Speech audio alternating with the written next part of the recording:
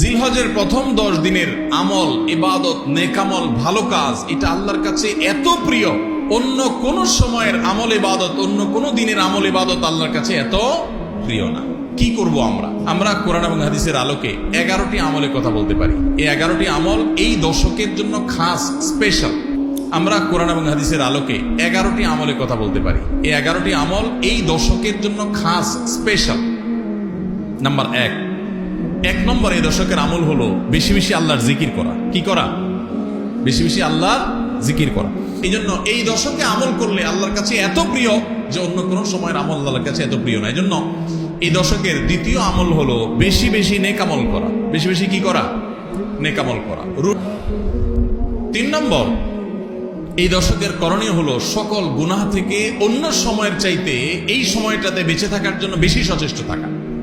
গুনাহ তো 12 মাসই আমরা করব না, কিন্তু এই দশক গুনাহ না করার ব্যাপারে চেষ্টাটা একটু বেশি থাকবে। 4 নম্বর আমল হলো যাদেরকে আল্লাহ তাআলা সামর্থ্য দিয়েছেন তারা হজ করবেন। এই দশক হজের আমলের মাস, আমলের দশক। এই দশকেই হজ হবে। অতএব যাদের তৌফিক দিয়েছেন আল্লাহ তাআলা তারা কি করবেন? হজ করবেন। এটা এই দশকের আমল। এটা হলো 4 নম্বর আমল। 5 নম্বর আমল হলো যাদেরকে আল্লাহ সামর্থ্য দিয়েছেন তারা এই দশকে কোরবানি করবেন। কারণ কোরবানি এমন একটা আমল, নবী করিম সাল্লাল্লাহু আলাইহি সাল্লাম মদিনা হিজরত করেছেন, এরপর থেকে প্রতি বছরে তিনি কি করেছেন? কোরবানি করেছেন। আল্লাহ নির্দেশ করেছেন ফাসাল্লি লিরাব্বিকা ওয়ানহার, তুমি তোমার রবের নির্দেশ পালনার্থে নামাজ আদায় করো এবং কোরবানি করো। এই জন্য ঈদুল আজহা অর্থাৎ এই জিলহজের প্রথম দশকের শেষ দিন অর্থাৎ 10ম দিনে কোরবানির আমলটা করা, এটা যাদের সামর্থ্য আছে তাদের জন্য প্রযোজ্য। এই দশকের একটা আমল হলো কি করা? কোরবানি করা। কয়টা আমল গেল? 5টা। 6 নম্বর হলো যাদের কোরবানি করার ইচ্ছা আছে তারা জিলহজের চাঁদ ওঠার আগে আগে জিলকদ মাসের শেষ দিনের মধ্যে তাদের হাতের নখ, চুল, গোফ, অবাঞ্ছিত লোম এগুলো সব কেটে পরিষ্কার করে ফেলবেন এবং এই দশক আর সেগুলোতে হাত দিবেন না।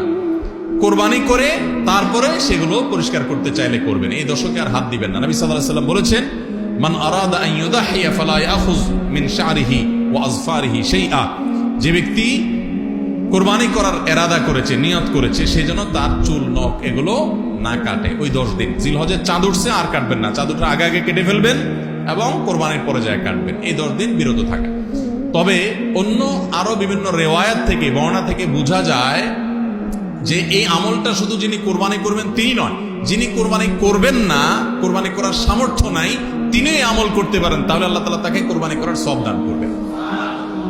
7 নম্বর আমল হলো এই দশকে বেশি বেশি তাকবীর পাঠ করা। এটা তাকবীরে মুতলাক বলা হয়, সাধারণ তাকবীর। আল্লাহু আকবার, আল্লাহু আকবার, লা ইলাহা ইল্লাল্লাহ, আল্লাহু আকবার, আল্লাহু আকবার ওয়ালিল্লাহিল হামদ। 8 নম্বর আমল হলো এই তাকবীর, তাহমিদ, তাহলিলটাই বিশেষভাবে পড়া। 7 নম্বরটা হলো সাধারণভাবে রাত দিন যতক্ষণ পারেন বেশি বেশি পড়বেন, কোনো সময় ফিক্স নাই এবং 10 দিন ফুল। আর 8 নম্বর আমল হলো এই তাকবীরটাই নির্দিষ্ট সময় নির্দিষ্ট দিনগুলোতে বিশেষভাবে পড়া। সাধারণভাবে তো পড়বেনই, আর বিশেষভাবে পড়বেন। বিশেষভাবে কখন? আইয়ামে তাশরিকে। আইয়ামে তাশরিক কাকে বলা হয় ভাই? জিলহজের 9 তারিখ ফজরের পর থেকে নিয়ে জিলহজের 13 তারিখ আসর পর্যন্ত। জিলহজের 9 তারিখ ফজর থেকে নিয়ে জিলহজের 13 তারিখ আসর পর্যন্ত প্রত্যেক নামাজের পর সবাই যার যার জায়গা, পুরুষরা সরবে আর মা বোনরা বাসা বাড়িতে নীরবে তারা তাকবীর পাঠ করবেন। আল্লাহু আকবার, আল্লাহু আকবার, লা ইলাহা ইল্লাল্লাহ, আল্লাহু আকবার, আল্লাহু আকবার ওয়ালিল্লাহিল হামদ। 9 নম্বর আমল হলো জিলহজের 1 তারিখ থেকে 9 তারিখ পর্যন্ত এই 9 দিনই নফল রোজা রাখা। 10 নম্বর আমল হলো স্পেশালি বিশেষভাবে আরাফার দিনে অর্থাৎ জিলহজের 9 তারিখে রোজা রাখা। জিলহজের 9 তারিখে কি করা? রোজা রাখা। প্রথম 9 দিন সাধারণ, আর বিশেষভাবে 9 তারিখের গুরুত্ব আরো বেশি, কারণ নবী করিম সাল্লাল্লাহু আলাইহি সাল্লাম বলেছেন সিয়াম ইয়াউমি আরাফা আহতাসিবু আলাল্লাহি আন ইউকাফিরা সানাতাল্লাতী ক্বাবলাহা ওয়াল্লাতী বাদাহা।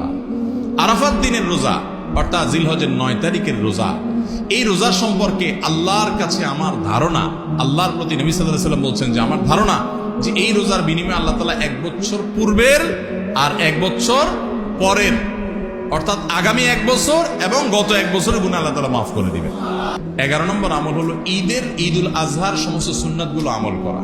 ঈদুল আজহার অনেকগুলো সুন্নাত আছে না, এই সুন্নাহগুলো সবগুলো আমল করা।